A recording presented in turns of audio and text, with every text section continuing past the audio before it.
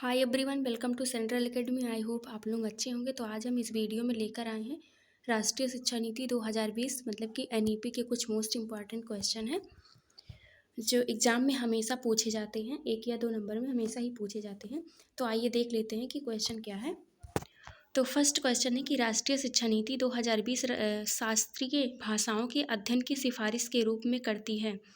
First option है, question क्या करें कि राष्ट्रीय शिक्षा नीति 2020 शास्त्रीय भाषाओं के अध्ययन की सिफारिश डॉट के रूप में करती है।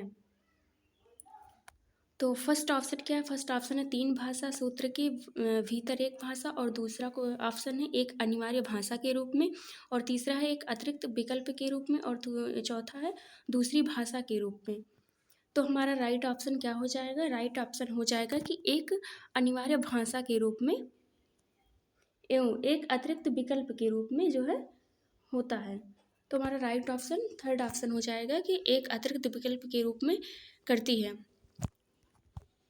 सेकेंड ऑप्शन क्वेश्चन देखते हैं कि राष्ट्रीय शिक्षा नीति 2020 के अनुसार विद्यार्थियों का रिपोर्ट कार्ड जो अभिभावकों को दिया जाएगा वह मानक संदर्भ, फर्स्ट ऑप्शन है मानक संदर्भित परीक्षण पर आधारित हो, और दूसरा है मापदंड संदर्भित परीक्षण पर आधारित हो, और तीसरा है विद्यार्थियों के प्रदर्शन को उनके सहपाठियों से तुलना के रूप में प्रस्तुत करें, और चौथा विद्यार्थी की प्रगति व विशिष्टता को प्रतिबिंबित करें। राष्ट्रीय शिक्षा नीति एनईपी के अनुसार विद्यार्थियों को एक रिपोर्ट कार्ड जो अभिभावकों को दिया जाएगा वह क्या होगा? तो वह जो है एक विद्यार्थियों की प्रगति व विशिष्टता को प्रतिबिंबित करेगा। मतलब कि हमारा फोर्थ ऑप्शन राइट ऑप्शन है। जो रिपोर्ट कार्ड जो है अभिभावकों को दिया जाता है जिसमें बच्चे का काला चिट्ठा, मतलब कि कहने का मतलब है कि उसमें पूरा रिकॉर्ड बच्चे का होता है कि बच्चे ने क्या सीखा है, कैसे क्या है जो है, तो वो विद्यार्थियों की प्रगति व विशिष्टता को जो है प्रतिबिंबित करता है। तो हमारा फोर्थ ऑप्शन राइट ऑप्शन होगा। फिर आगे देखते हैं थर्ड क्वेश्चन क्या है कि राष्ट्रीय शिक्षा नीति 2020 किस पर जोर देती है? तो फर्स्ट ऑप्शन पाठचर्या का लचीलापन, और दूसरा है पाठचर्या का मानकीकरण, और तीसरा है पाठ्यपुस्तकों को गैर संदर्भीकरण, और फिर चौथा है पाठ्यपुस्तकों को रट कर याद करना। हमारा राइट ऑप्शन क्या है? फर्स्ट ऑप्शन है कि पाठचर्या का लचीलापन जो है इस पर जोर देती है कि मतलब कि फ्लेक्सिबिलिटी होनी चाहिए। और फिर फोर्थ क्वेश्चन है कि राष्ट्रीय शिक्षा नीति 2020 में निम्नलिखित में से कौन सा प्रावधान नहीं सुझाया है? फर्स्ट ऑप्शन है प्रत्येक विद्यार्थियों की विशिष्ट क्षमताओं को पहचानना और बढ़ावा देना महत्वपूर्ण है, और फिर दूसरा है रट्टा मारकर सीखने और परीक्षाओं के लिए सीखने की बजाय प्रत्यात्मक समझ पर बल देना चाहिए, और तीसरा है सृजनात्मकता पर पर्याप्त ध्यान देना चाहिए, और तार्किक निर्णय करने और नवचारिता के प्रोत्साहित करने के लिए विवेचनात्मक चिंतन को बढ़ावा देना, और चौथा है बच्चों में अनुपालन को बढ़ावा देने के लिए अध्यापक को इनाम और दंड को इस्तेमाल करना चाहिए।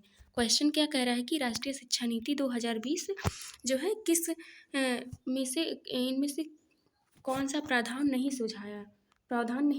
तो हमारा फोर्थ ऑप्शन राइट ऑप्शन हो जाएगा कि बच्चों में अनुपालन को बढ़ावा देने के लिए अध्यापक को इनाम और दंड नहीं देना चाहिए। यही हमारा राइट ऑप्शन हुआ। और फिर फिफ्थ क्वेश्चन देखते हैं। फिफ्थ क्वेश्चन क्या है कि भारतीय संसद ने दिव्यांग व्यक्तियों के लिए, जो डिजेबल्ड बच्चे हैं उनके लिए निम्नलिखित में से कौन सा कानून हाल में ही पारित किया है? फर्स्ट ऑप्शन है राष्ट्रीय शिक्षा नीति, और दूसरा है निःशक्त व्यक्ति मतलब कि समान अवसर अधिकार संरक्षण और पूर्ण भागीदारी अधिनियम, और तीसरा दिव्यांगता के साथ व्यक्तियों का अधिकार अधिनियम, और चौथा शिक्षा का अधिकार अधिनियम। तो हमारा राइट ऑप्शन हमारा कौन सा हो जाएगा? राइट ऑप्शन हो जाएगा हमारा बी ऑप्शन, निःशक्त व्यक्ति या फिर समान अवसर अधिकार संरक्षण और पूर्ण भागीदारी अधिनियम, यही हमारा राइट ऑप्शन हो जाएगा। तो हम सिक्स क्वेश्चन देखते हैं। सिक्स क्वेश्चन क्या है? सिक्स क्वेश्चन है कि राष्ट्रीय शिक्षा नीति 2020 के अनुसार आकलन के लिए अंतर्निहित सिद्धांत क्या होना चाहिए? तो फर्स्ट ऑप्शन है कि मुख्य रूप से रटने के कौशलों का परीक्षण करना, रटने पर बल नहीं दिया जाता है, और दूसरा है केवल जहाँ केवल शब्द आएगा कि वहाँ जो है एक ही पक्ष की बात हो रही है, तो वो हमारा राइट ऑप्शन नहीं होगा। तो ये भी हमारा राइट ऑप्शन नहीं हुआ। कह रहा कि ऑप्शन बी ऑप्शन क्या कह रहा है कि केवल विषय वस्तु के अधिगम के लिए प्रोत्साहित करना।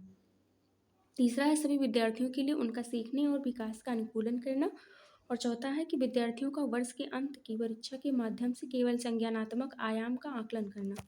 ये भी हमारा राइट ऑप्शन है। राइट ऑप्शन हमारा सी ऑप्शन होगा कि सभी विद्यार्थियों के लिए उनका सीखने और विकास का अनुकूलन करना, ये हमारा राइट ऑप्शन हुआ। फिर हम सेवंथ क्वेश्चन देखते हैं। सेवंथ क्वेश्चन क्या है कि राष्ट्रीय शिक्षा नीति 2020 के अनुसार अधिगम अधिगम फिर है डॉट होना चाहिए। अधिगम कैसा होना चाहिए, बच्चों की जो लर्निंग है वो कैसी होनी चाहिए। तो फर्स्ट ऑप्शन विषय वस्तु अभिमुखी, और दूसरा पाठ्य पुस्तक केंद्रित, और तीसरा प्रयोगात्मक, और चौथा है व्यवहारात्मक। तो हमारा राइट ऑप्शन थर्ड होगा कि प्रयोगात्मक होगा, बच्चे प्रयोग करके सीखें।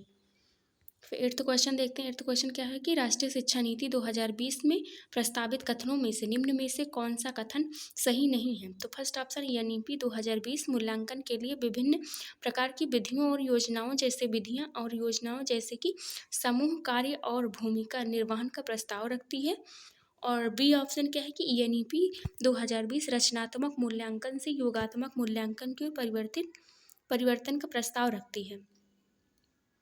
और तीसरा है एनईपी 2020 जो है वो एनईपी 2020 प्रस्तावित करती है कि शिक्षक द्वारा किए गए आकलन से अलग आकलन के अन्य मार्गों जैसे कि स्व आकलन तथा समूह आकलन को भी प्रोत्साहित करना चाहिए। फिर डी ऑप्शन है कि एनईपी 2020 प्रस्ताव रखती है कि छात्रों के उन्नति पत्र में उनके संज्ञानात्मक, भावात्मक और आयामों की प्रगति सम्मिलित होनी चाहिए। तो हमारा राइट ऑप्शन क्या होगा।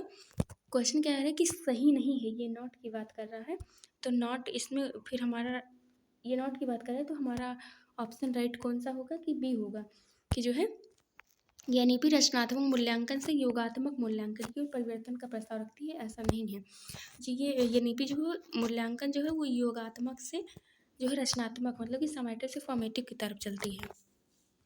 फिर आगे देखते हैं क्वेश्चन है नाइन्थ है कि जो है निम्न में से कौन सा शिक्षा शास्त्रीय रणनीति राष्ट्रीय शिक्षा नीति 2020 द्वारा प्रस्तावित है। तो फर्स्ट ऑप्शन है अन्वेषण आधारित अधिगम, और दूसरा कथावाचन आधारित शिक्षा शास्त्र, और तीसरा है वेधन तथा बार बार अभ्यास, और चौथा चर्चा आधारित कक्षाएं। तो हमारा राइट ऑप्शन इसमें अन्वेषण आधारित हो जाएगा, और दूसरा जो है कथावाचन, और तीसरा है चर्चा आधारित। तो हमारा राइट ऑप्शन जो है थर्ड नहीं होगा क्योंकि बार बार रटने की बात कर रहा है, और एनईपी कभी भी रटने की बात नहीं करता। तो हमारा फर्स्ट, थर्ड एंड जो है फोर्थ ऑप्शन सही ऑप्शन होगा, मतलब बी ऑप्शन। फिर टेंथ क्वेश्चन देखते हैं। टेंथ क्वेश्चन क्या कह रहा है कि राष्ट्रीय शिक्षा नीति 2020 के अनुसार विद्यालय में मूल्यांकन का अभिरूप डॉट हो जाना चाहिए। तो फर्स्ट ऑप्शन योगात्मक से रचनात्मक की तरफ होना चाहिए, दूसरा रचनात्मक से योगात्मक की तरफ, और तीसरा अधिगम या फिर रटकर याद करना, और चौथा है लचीले उपागम कठोर मानकीकृत परीक्षण। यहाँ कठोरता की बात की गई है तो ये भी नहीं होगा, रटने की बात की हो गई है तो ये भी नहीं होगा। यहाँ जबकि फॉर्मेटिव से समेटिव की बात कर रहा है तो ये भी नहीं होगा, जबकि यहाँ से जो है रचनात्मक मतलब कि समेटिव से फॉर्मेटिव क्रिएटिव की तरफ रचनावादी या फिर रचनात्मक की बात कर रहा है, तो ये फर्स्ट ऑप्शन हमारा राइट ऑप्शन होगा। 11th क्वेश्चन देखते हैं कि राष्ट्रीय शिक्षा नीति 2020 प्रस्तावित करती है कि शिक्षा कैसी होनी चाहिए। तो फर्स्ट ऑप्शन वेतन और अभ्यास पर आधारित, और दूसरा अन्वेषण प्रेरित खोज उन्मुखी, और तीसरा पाठ्यपुस्तक और शिक्षक केंद्रित, चौथा है परीक्षा के लिए सीखने की ओर उन्मुख। तो हमारा राइट ऑप्शन अन्वेषण से खोज उन्मुखी होना चाहिए। फिर हम 12th क्वेश्चन देखते हैं। 12th क्वेश्चन क्या है कि राष्ट्रीय शिक्षा नीति 2020 में विद्यार्थियों के आकलन हेतु प्रस्तावित समग्र 360 डिग्री बहुआयामी रिपोर्ट के संदर्भ में कौन सा कथन सही नहीं है। 360 डिग्री आयाम की बात कर रहा है। तो फर्स्ट ऑप्शन है रिपोर्ट में स्वयं का और सहपाठियों का आकलन सम्मिलित होगा। और फिर आगे देखते हैं, रिपोर्ट में विद्यार्थियों के संज्ञानात्मक, भावात्मक और मनोगत्यात्मक आयामों की प्रगति शामिल होगी। फिर तीसरा है रिपोर्ट घर और विद्यालय के मध्य एक महत्वपूर्ण संबंध बनाएगी। फिर चौथा है रिपोर्ट केवल व्यक्तिगत कार्यों पर केंद्रित होगी और सामूहिक कार्यों को शामिल नहीं करेगी। ये हमारा राइट ऑप्शन नहीं होगा, इसमें नहीं की बात कर रहा है तो यही हमारा राइट ऑप्शन होगा कि केवल की बात कर रहा है। एक तो ऐसे ही समझ लो, फिर केवल रिपोर्ट केवल व्यक्तिगत कार्यों पर केंद्रित होगी और सामूहिक कार्यों को शामिल नहीं करेगी। ये ऑप्शन हमारा रॉन्ग ऑप्शन हुआ। फिर आगे देखते हैं 13 क्वेश्चन। 13 क्वेश्चन क्या कि राष्ट्रीय शिक्षा नीति 2020 किस उपागम के लिए शिक्षण शास्त्रीय बदलाव की अनुशंसा करती है। तो फर्स्ट ऑप्शन है संरचनावादी से व्यवहारवादी, और दूसरा रटने पर आधारित अधिगम या फिर अवधारणात्मक समझ, तीसरा खोजबीन आधारित अधिगम ड्रिल और अभ्यास, फिर चौथा है अधिगम के लिए आकलन और अधिगम का आकलन। तो हमारा राइट ऑप्शन कौन सा हो जाएगा? राइट ऑप्शन हमारा बी हो जाएगा कि रटने पर आधारित ना करके अधिगम की तरफ होना चाहिए। अधिगम जो है अवधारणात्मक होना चाहिए। 14th क्वेश्चन देखते हैं कि आकलन के संदर्भ में राष्ट्रीय शिक्षा नीति 2020 निम्न में से क्या प्रस्तावित करती है? तो फर्स्ट ऑप्शन है योगात्मक आकलन, और दूसरा है परीक्षा के लिए अधिगम, और तीसरा 360 डिग्री बहुआयामी प्रगति उन्नति पत्र, और फिर फोर्थ है पेपर और पेंसिल आधारित वस्तुनिष्ठ प्रश्न परीक्षण।